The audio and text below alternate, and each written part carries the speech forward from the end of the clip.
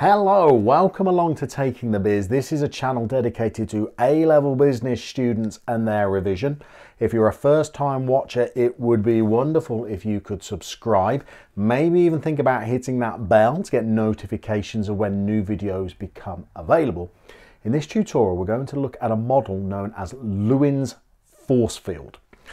Now, Lewin's Force Field is a theory associated with change and change management.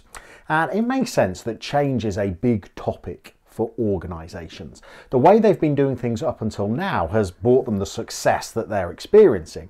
But if they want to enhance that, if they want to develop further as an organisation, then it may be that they need to implement change in order to get there. Well, one of the things that Lewin noticed is that change isn't always forthcoming. And quite often it would be common for an organisation to drift through several years of status quo and inertia without there being any fundamental real changes to an organisation, its operations and its strategy. And Lewin put forward a theory as to why that might be. So Lewin prophesied that in any organisation there are going to be competing forces around the notion of change. There's going to be those that advocate change. There's going to be forces that try to implement change in an organisation, to encourage change, to act as catalysts to change in an organisation. But Lewin said there's also going to be forces that are pushing back in the other direction. Forces that are trying to restrain change, to try and maintain the way things are done currently. And essentially what Lewin said is that often these two competing forces are in balance or are in equilibrium. And Lewin said when the forces that are advocating change are counteracted by the forces that are resisting it, no changes will take place. They will cancel each other out. They will be in equilibrium or in balance. So what Lewin said is that managers that want to try and implement or successfully force through change need to try and create one of two situations. Either they need to create a situation where the forces for change are so much stronger than the resisting forces that change becomes more easy to implement, or they need to focus on trying to mitigate or reduce those resisting forces that at the moment are preventing change from materializing.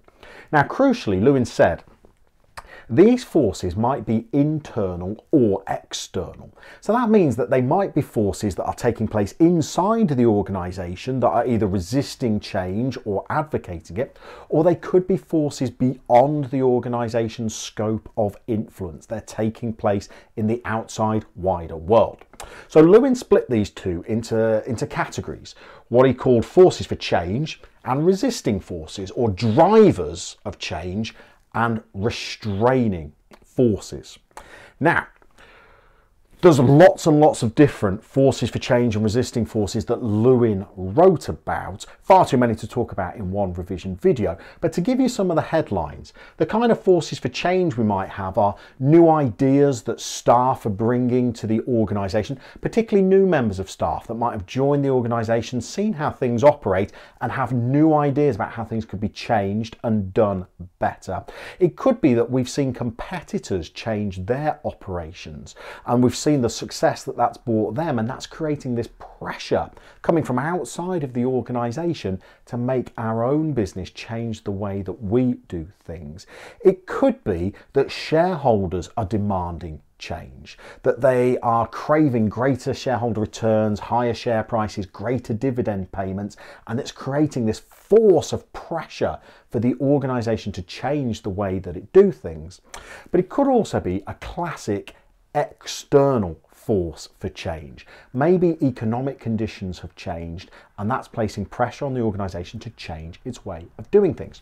Now, we've got classic resisting forces as well. There's a big long list of them, that some of the headlines might be to do with whether the business feels like it can afford change, because change often involves investment, perhaps in training, equipment, machinery, and the firm might be very cautious about investing those funds and is using that as a reason why change is being resisted. The resistance could also come from staff as well, particularly where they're represented by trade unions. So where staff are fearful of change, or they feel like change might not benefit them, particularly if they feel like change might jeopardise their job security, then it will be a resisting force pushing back against this change being implemented. We might also have a resisting force in that at a senior level there might be disagreements. Either disagreement on what changes the business should implement, or maybe even disagreements about how necessary change even is. And so if you've got people at a senior level with divergent opinions about whether change should even be implemented, it might act as this restraining force that stops change coming in. And a classic resisting force, a classic reason why change doesn't actually occur in organisations, is because of fear of the outcome.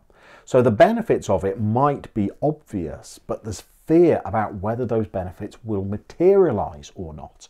And so firms often end up not implementing change. Nothing ends up happening because of fear of what the consequences might be. So in order to understand this a little bit better, let's put it into a business context. Let's imagine we've got an organisation like the British Heart Foundation, one of the UK's most successful not-for-profit organisations. Now, right now in the British Heart Foundation, they've got a very successful business model.